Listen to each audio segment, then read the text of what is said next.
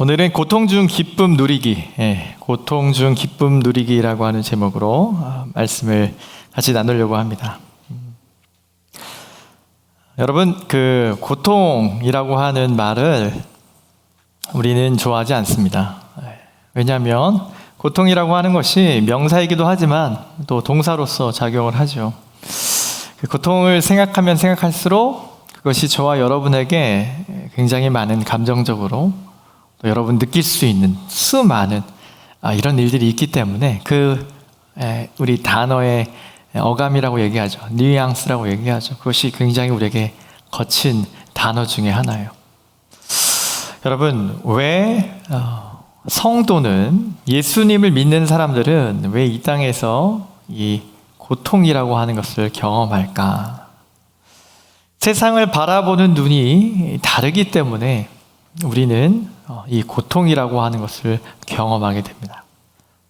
여러분, 우리가 세상을 살아가다 보면 세상이 부여하는 가치와 의미와 기준, 또 삶의 목적이 일반 예수님을 모르는 사람들과 우리는 다르기 때문에 이와 같은 이 고통이라고 하는 것을 우리는 경험하게 돼요. 더 나은 세상을 기대하며 더 좋게 만들려고 하는 이 땅에서 우리는 주님의 나라가, 하나님의 나라를 경험하게 될 것을 바라보는 사람들, 그 사람들을 우리 크리스찬, 또 성도라고 부르죠. 그렇기 때문에 성도는요, 크리스찬은요, 눈에 띌 수밖에 없어요. 이 땅에 소망을 두고 세상 사람들의 마음을 불편하게 하는 그 일을 바로 성도, 크리스찬이 그러한 일을 하게 됩니다. 이렇듯 우리의 존재 자체가 세상 사람들을 향해서 그들을 행복하게 해주지 못하고 그들에게 정죄의 그런 마음을 주게 되죠. 그러니 당연히 우리는, 저와 여러분이 만약에 크리스찬이라면 정말 신실하게 예수님의 가치와 그 말씀대로 삶을 살아간다고 하면 저와 여러분에게는 이 고통이라고 하는 것을 경험하게 돼요. 오늘 우리가 나누는 고통은 저와 여러분이 세상 가운데서 하나님 앞에서 잘못했을 때 얻어지는 고통을 말하고 있는 것이 아님을 미리 말씀해 드립니다. 자, 이렇듯 우리의 존재 자체가 세상 사람들에게 고난과 핍박을 불러오게 된다고 하는 것을 성경은 말하고 있어요. 물론 사실 그것만 있는 건 아니죠. 고통만 있는 것은 아니에요. 칭찬과 인정을 받기도 합니다. 칭찬과 인정을 받는 삶이 저와 여러분에게 없는 것은 아니에요. 소금과 빛이 되는 삶으로서 사람들에게 찬사를 받기도 하죠. 인정을 받기도 해요. 참 너 대단한 사람이다. 너 정말 대단하다. 어떻게 그럴 수 있니? 정말 대단하구나. 불신자들에게도 인정을 받는 삶이 틀림없이 저와 여러분에게 있어요. 그런데 저와 여러분들이 화평을 추구하고 주님이 원하시는 온유한 성품을 가지고 있는데도 그와 같은 차이 때문에 세상 가운데서 핍박과 고난과 악담과 악평을 들으며 산다고 하는 것, 우리가 함께 들으며 산다고 하는 것을 여러분 절대로 잊어서는 안 된다는 거예요. 주님이 자신을 따르는 제자들을 부르실 때 마태복음 16장 24절에 이렇게 이야기해요. 예수님이 이렇게 얘기해요. 예수께서 제자들에게 이르시되 누구든지 나를 따라오려거든 자기를 부인하고 자기 십자가를 지고 나를 따를 것이니라. 여러분 많이 보았던 말이죠. 자기를 부인한다고 하는 말이 담겨 있는 그 내용은 뭐냐면 두 글자로 말하면 고통이라고 하는 게 있다는 거예요. 고통. 여러분 이 고통을 조금 경험해 보셨나요? 우리 리더들, 특히 우리 이청들, 여러분 느끼셨던 그것이 바로 성경이 말하는 그 고통을 말하는 거예요.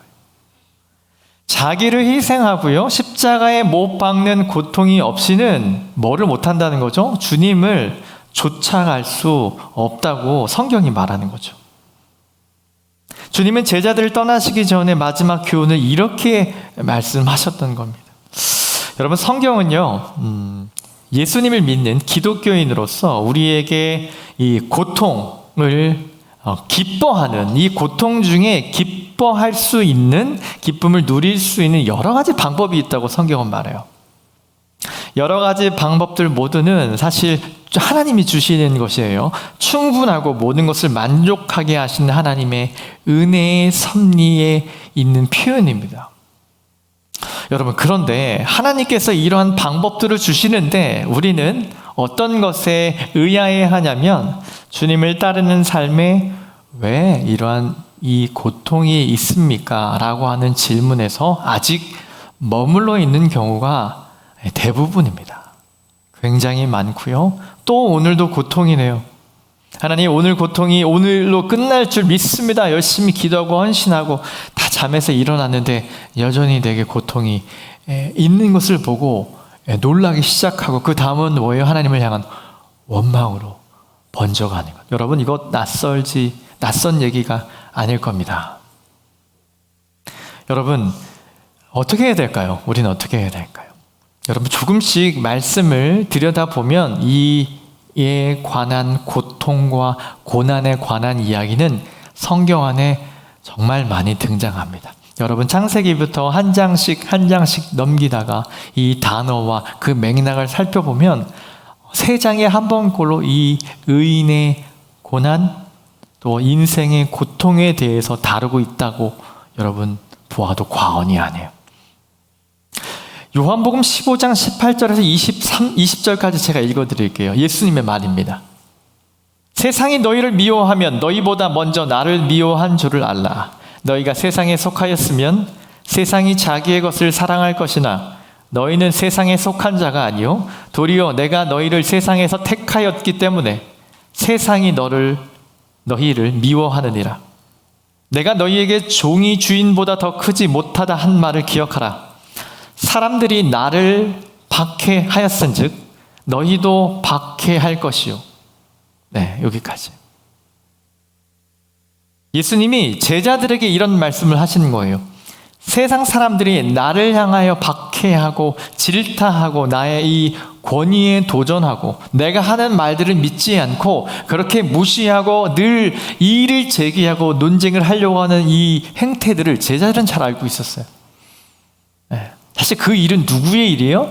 주님의 일이죠. 그런데 여기에서 넘어서서 예수님이 뭐라고 얘기하냐면, 자 봐라, 세상이 나에게 이렇게 하고 있는 거 너희들 다 보고 있지? 예, 오케이. 이제 너희에게 그렇게 할 거야.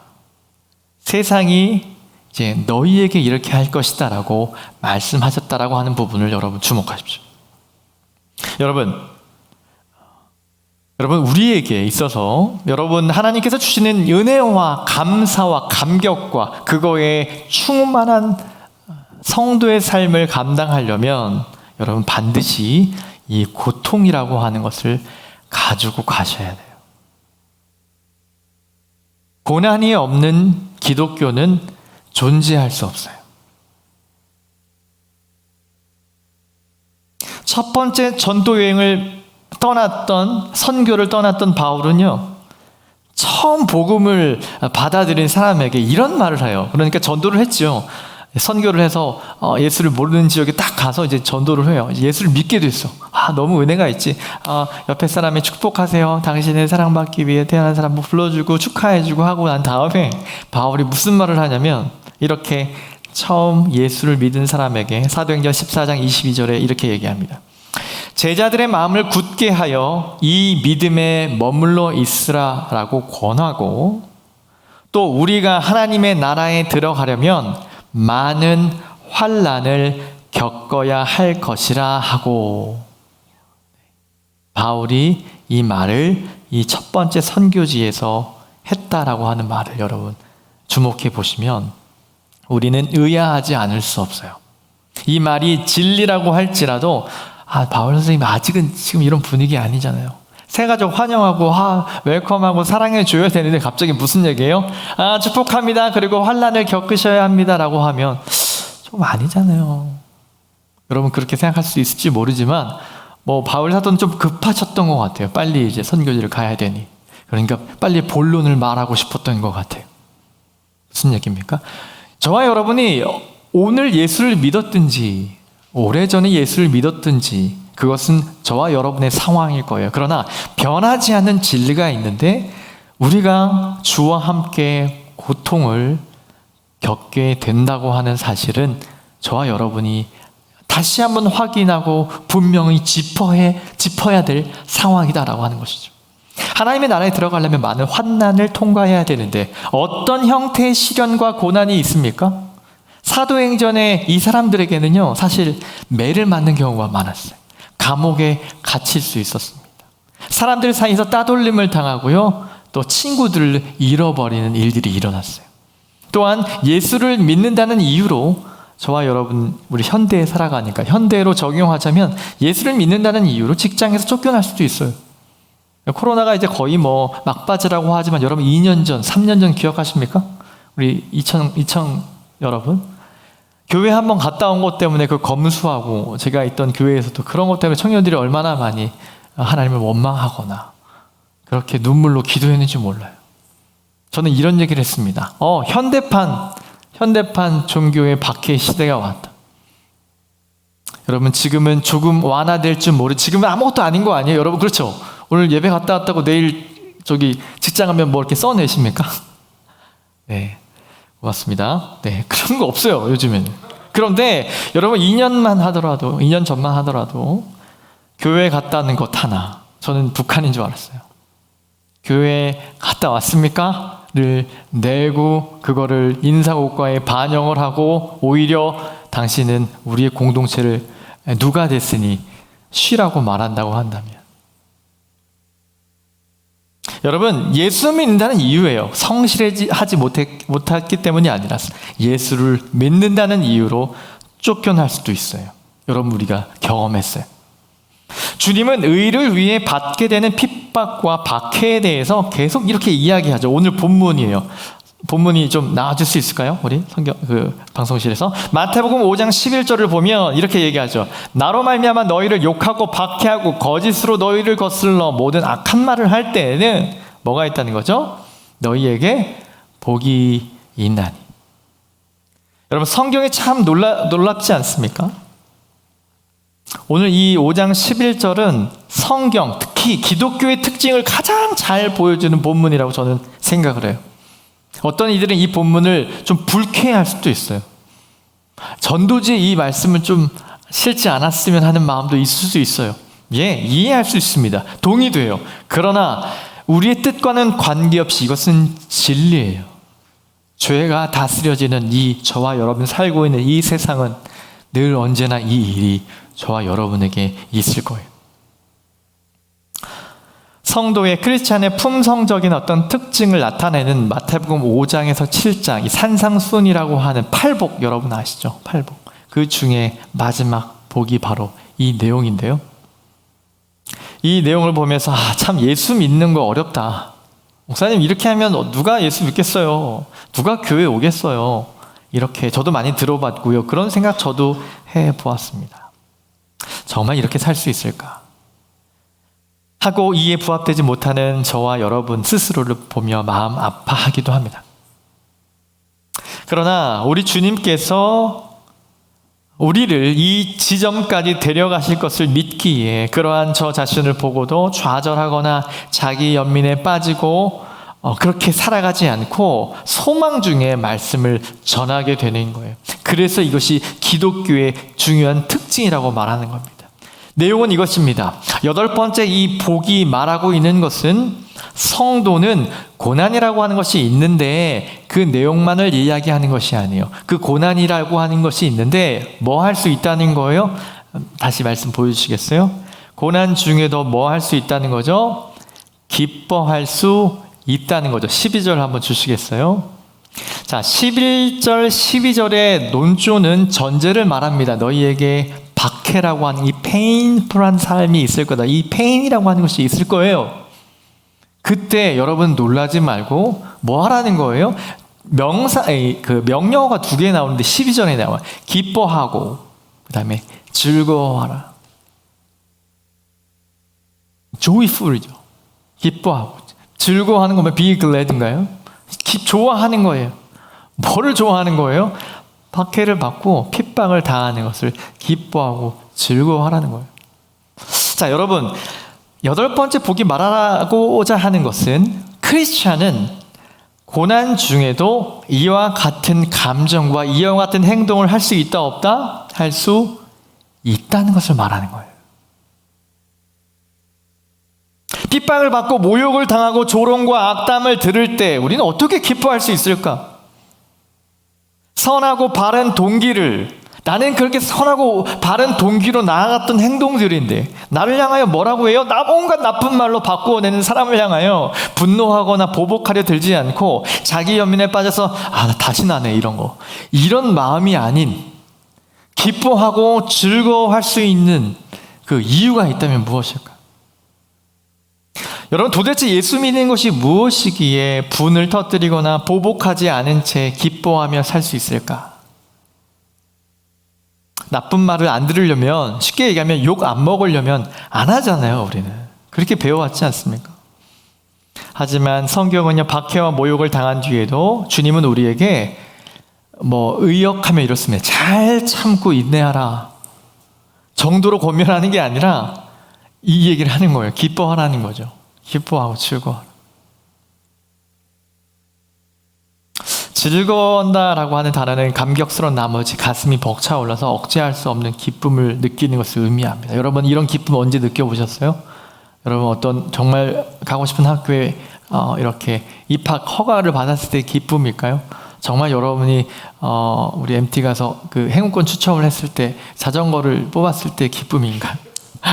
어떤 기쁨인지 모르겠지만 이 성경 원어는요, 우리가 예상하지 못한 놀라움의 기쁨의 환호의 그런 감격을 말하는 거예요. 억제할 수 없는 기쁨. 여러분, 그 고통을 이렇게 기뻐할 사람이 있겠습니까? 이건 아멘에서 될 문제가 아니에요, 여러분. 우리의 삶의 스토리이기 때문에 아무도 없을 거예요. 환난 당할 때는 누구든 다 아픕니다. 견디기 힘들어요. 박해 자체가 기쁨이 될 수 없는 것은 우리의 정서이고 실제적인 경험이기 때문에. 그럼에도 주님이 기뻐하라라고 말씀하신 이유를 오늘 고민해 보는 겁니다. 바로 12절 뒷부분에 뭐가 나오는 거죠? 하늘에서, 같이 읽겠습니다. 하늘에서 너희의 상이 큼이라. 아멘. 여러분, 고통 중에 즐거워할 수 있는 것, 첫 번째 방법은 이것입니다. 부활 때에 우리에게 다가올 것을 기대할 때 가능하게 돼요.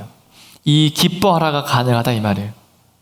고난을 기뻐하는 한 가지 방법은 우리의 마지막 때, 부활 때에 우리에게 다가올 상급의 위대함을 생각하는 데 있습니다. 이러한 초점의 결과는 영원한 것과 영원하지 않는 것의 구별에서부터 시작되게 됩니다. 내가 지금 되게 힘든단 말이지. 이 힘듦이 난 좋은 거야, 기뻐해라, 즐거워, 이렇게 세뇌하는 게 아니에요. 아파요, 여러분. 얼마나 아픕니까? 얼마나 힘듭니까? 얼마나 모욕적입니까? 그럼에도 이 모욕과 이 고통이 나를 향한 것이 아닌 내 주님을 향한, 예수를 알지 못하는 그러한 형태이니 잠시 이 고난이 지나가면 나는 뭐예요? 저 하늘나라에 주님께서 나에게 주시는 그 리워드가 있다고 얘기하는 거죠. 거대한 상이 있다고 하는 겁니다. 고린도후서 4장 16절에서 18절에 바울은 이런 말을 해요. 그러므로 우리가 낙심하지 아니하노니 우리가 이전에 보았어요. 우리의 겉사람은 낡아지지만 우리의 속사람은 날마다 새로워집니다. 우리가 잠시 받는 환난에 경한 것이, 가벼운 것이 지극히 크고 영원한 영광에 중한 것을 우리에게 이루게 함이니, 우리가 주목하는 것은, 그래서 내가 주목하는 것은, 내가 찾는 것은 보이는 것이 아니에요. 보이지 않는 것. 여기 우리가는 사실 바울 자신을 얘기하는 거죠. 내가 주목하고 있는 건 뭐냐면 내게 고통을 주는 그거 이제 안 본다 이 말이에요. 안 아프다는 게 아니라 그걸 더 이상 보지 않고 뭐예요? 보이지 않는 것을 본다는 거예요. 잠깐 없어질 이 고난에 내 마음을 두지 않고 보이지 않는 영원한 것을 바라본다는 거예요.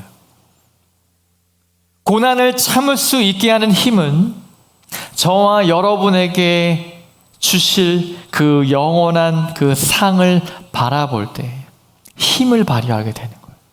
이제 조금씩 참을 수 있을 여지가 생겨지게 되기 때문에. 여러분, 누가복음 14장 14절 15절에 14절만 보면 예수님이 이런 말씀을 합니다. 그리하면 그들이 갚을 것이 없으므로 내게 복이 되리니 이는 의인들의 부활 시에 내가 갚음을 받겠음이라 하시더라.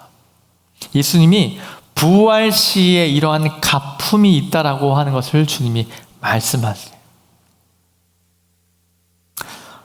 여러분, 이 약속된 보상에 대한 확신은요, 세속적인 것의 줄을 이제 끊게 만들고요, 사랑의 대가로 우리를 자유롭게 해 주시게 돼요.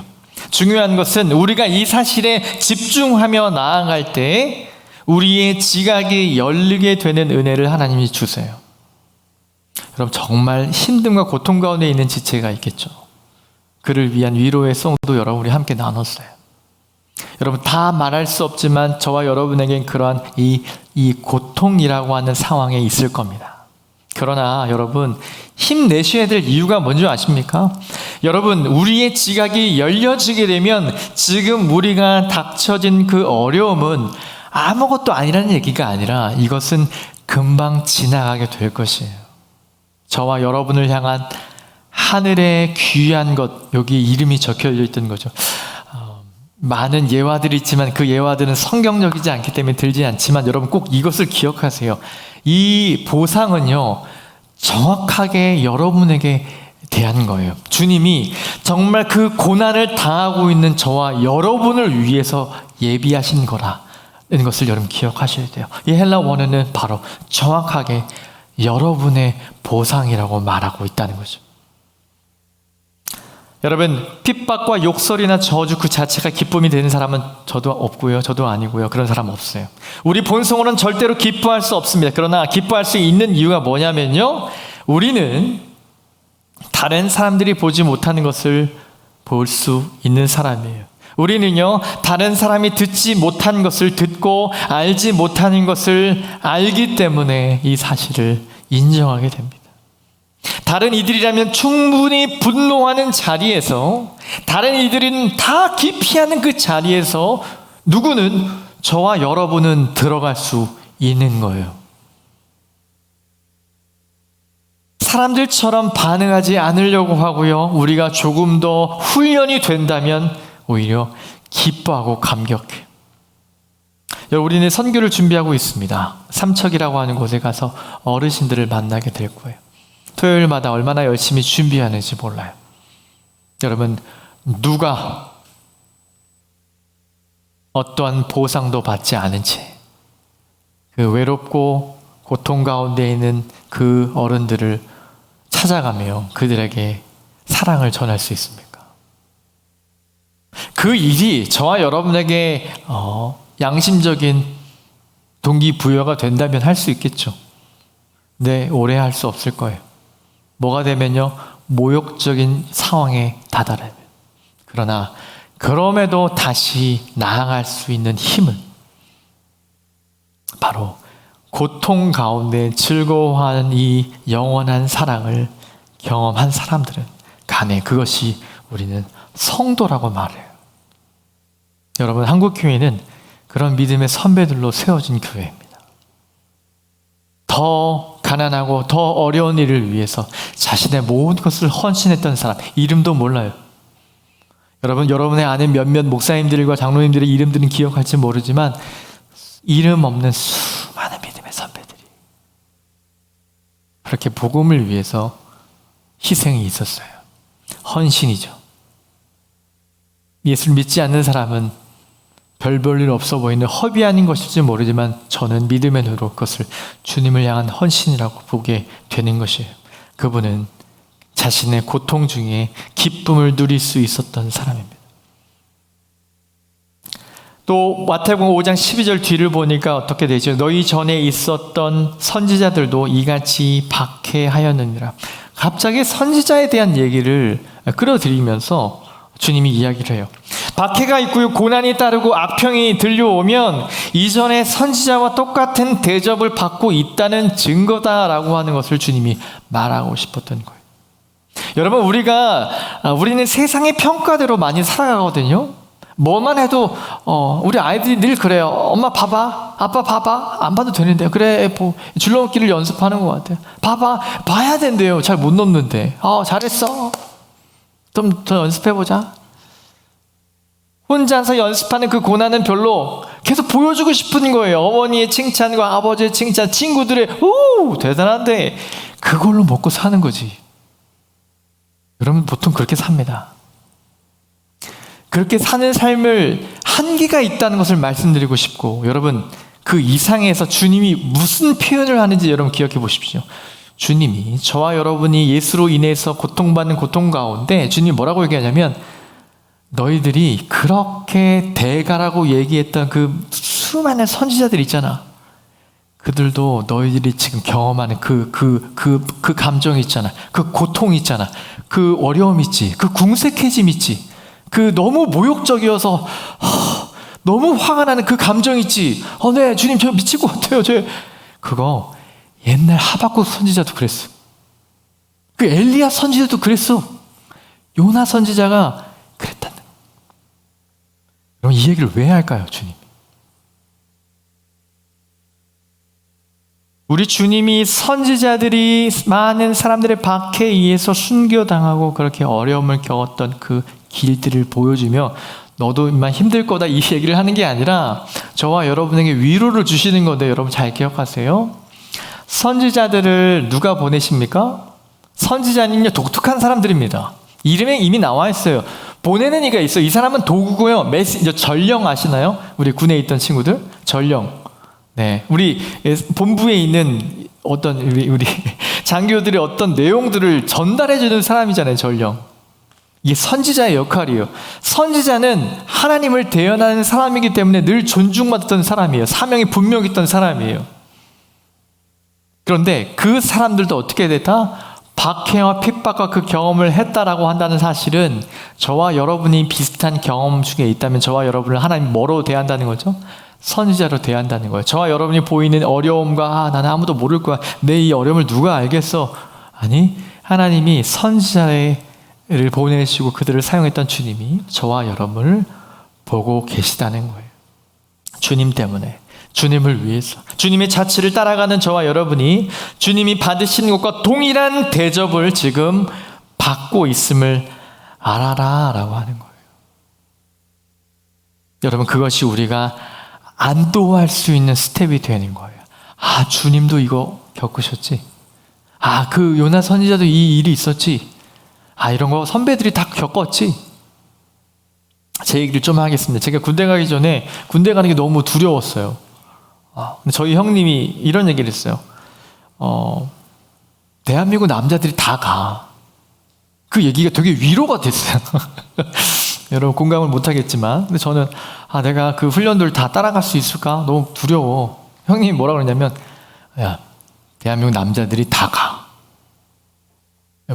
저는 이 말씀을 묵상하면서 저 형님의 얘기가 생각이 났어요. 우리 주님이 이렇게 얘기하는 거예요. 고난과 고통 가운데 있는 저와 여러분에게 우리 주님이 뭐라고 하는 거예요? 야, 옛날 선지자들도 다 그랬어. 거꾸로 말하면, 저희 형님의 예화를 드리면, 저는 대한민국 남자입니다. 우리 주님의 비유를 통해 보면 저와 여러분은 뭐예요? 주님이 보내신 하나님의 사람들이에요. 또한 뭐예요? 여러분은 지금 잘 하고 있는 거예요. 의를 위해서, 예수를 위해서 당하는 그런 모든 고통의 상황들 가운데 우리 주님 뭐라고 보신다고요? 지금 잘하고 있는 거라고 보신다는 거예요. 여러분, 그 사실이 우리 안에 인정되기 시작할 때 어떤 우리 안에 스텝이 생겨지냐면, 이제 안도가 생기는 거예요. 안도. 그래? 하나님 좀 해볼게요. 그러면 좀 해볼게요. 한번 해볼게요. 입대할 수 있을 것 같아요. 한번 좀 참아볼게요. 한번 해보면 되죠. 한 뼘만 맞았으니까 한번 더 해보죠. 괜찮잖아요. 아직 온전하잖아요. 아직 남았잖아요. 한번 해보죠. 이런 이상한 신비들이 올라와요.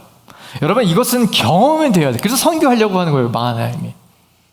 저는 이런 기도를 합니다. 우리 조별로 나눠서 우리 선교를 떠나는데, 어떤 못된 할머니 한테 이 소금을 뿌리는 걸 우리 조들이 좀 당했으면 좋겠어요. 네, 할렐루야가 없죠? 아멘이 있나요? 예수로 인해서 여러분 그런 어려움을 당해봐서 여러분의 감정이 어떻게 그럴 수가 있지? 라고 하는 여러 가지 감정들의 표현들을 여러분 그 장에 노출돼 보셔야 합니다.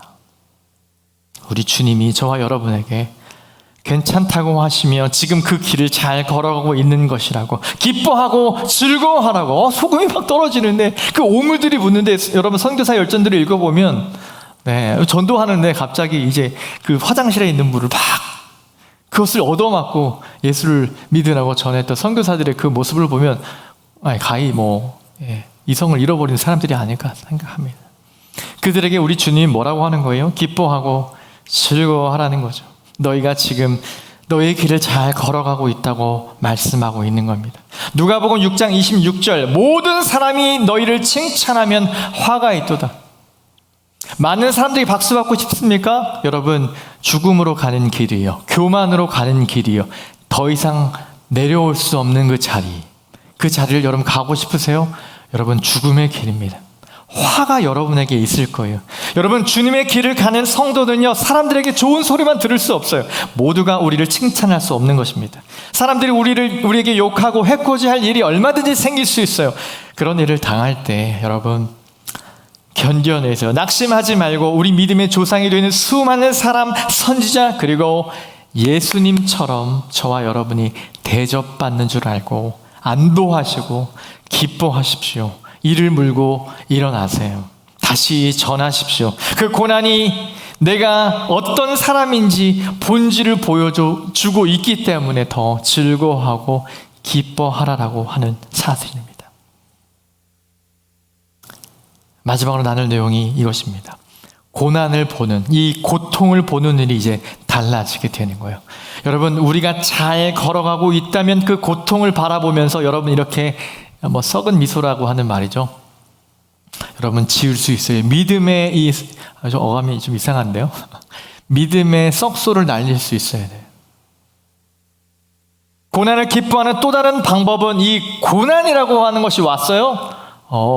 내가 지금 잘하고 있는 거구나. 내가 주님께서 원하시는 길을 가고 있구나. 어디를 딱 갔는데 여러분 환영받고 막 너무 좋아?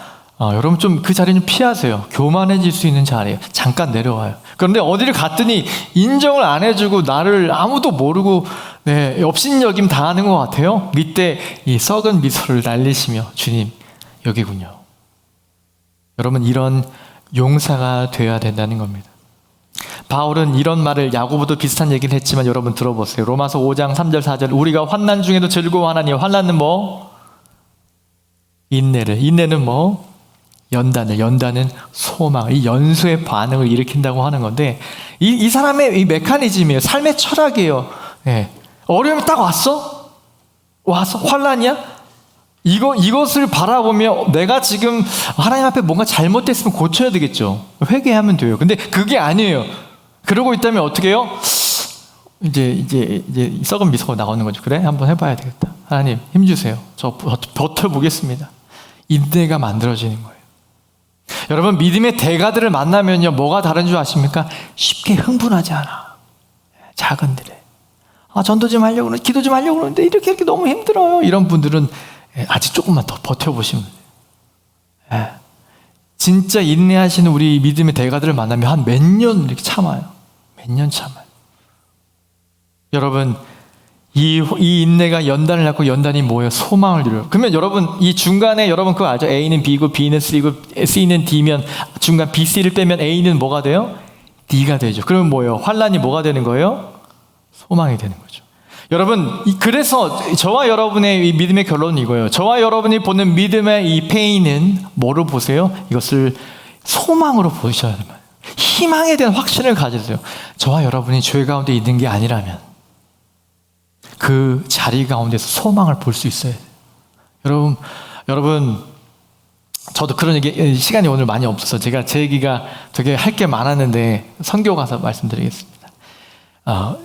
정말 하나님 앞에 바로 서려고 하면, 다시 한번 서려면 할 때마다 이런 말도 안 되는 이야기들이 저와 여러분에게 표현돼요. 이 새로운 페인, 이 고통도 되게 독특해요. 점점 세련되게 다가옵니다. 견딜 수 없게 만들어요. 이제 그만해 할 정도까지 올라오는 정도까지 주님이 저와 여러분을 다루실 거예요. 여러분, 그때마다 그 고난과 환난이 올 때마다 바라보십시오. 주님이 어떻게 참으셨는가. 얼마나 많은 그 뜨거운 가마솥 가운데서 그렇게 순교를 앞두고 있는 믿음의 선조들이 찬양하며 버텼을까. 여러분, 로마 황제들이, 여러분 영화들을 보셨습니까? 바울이라고 하는 영화를 보셨습니까? 그 사자밥이 되기 전에 그렇게 손을 잡고 기도했던 그 성도들의 모습을 보며 참 부끄럽지만, 여러분 그 고난을 대하는 소망의 믿음으로 바라보며, 이제 여러분 그 글들을 좀 읽어보세요. 이제 문이 열리고 사자들이 오겠지만 나는 주께서 부르시는 그 영원한 문으로 들어간다. 우리 모두 순교하자는 말씀이 아닙니다. 참을 수 없고 이해할 수 없는 고통 가운데 있는 믿음의 젊은 청년들이에요. 그것이 여러분으로 인하여 된 일이 아니라면, 여러분의 죄로 인하여 되어진 일이 아니라면 여러분 버텨내세요. 주님이 저와 여러분을 다루시려고 하시는 일입니다. 말씀을 정리하겠습니다. 그러므로 우리의 상금의 풍성, 그것에 초점을 맞추든, 고통 자체에 이것이 우리를 연단하는 것에 초점을 맞추든, 하나님의 목적은 이 고통 가운데 기쁨을 누리는 것을 원하십니다. 모두가 행복을 추구하지만 진정으로 행복한 사람은 세상에 없어요. 그러나 고통 중에서도 우리는 뭐 할 수 있습니까? 행복을 이야기할 수 있는 사람들이에요. 여러분, 그 요즘 핫한 노래 중에 나는 전혀 부럽지가 않아 노래 알아요? 좀 틀었으면 좋겠지만, 네, 시간이 관계상 아무리 잘 먹고 아무리 잘 살고 아무리 좋은 차를 굴려도 행복하지 않을 수 있어요. 우리는 어떻습니까? 진정한 은혜와 우리의 삶의 의미를 알기 때문에, 진정한 기쁨이 무엇인지 알기 때문에 우리는 전혀 부럽지가 않아요. 썩은 미소를 날리며 고통 가운데 그 길을 걸어갈 수 있는 담대함, 더 큰 행복과 복락은 주님이 주시는 것 외에는 없다고 하는 것을 알고, 주님과 한 길을 가면서 오는 박해와 고난을 기뻐하시길 바라요. 고난을 면하려고 하거나 두려워하지 마십시오. 질러가는 길, 남들이 좋다 하는 길 말고 주님의 길로 가는 동안 기뻐하고 즐거워하며 고난받음으로써 그렇게 여러분이 경험하는 그 고통 중에 영원한 하나님의 영광을 바라보는 저와 여러분 되기를 주님의 이름으로 부탁을 드립니다. 우리 찬양팀 나오시고요. 우리 주님의 나라가, 주의 나라가 비전인 세대라고 하는 곡으로 같이 우리 좀 결단했으면 좋겠습니다.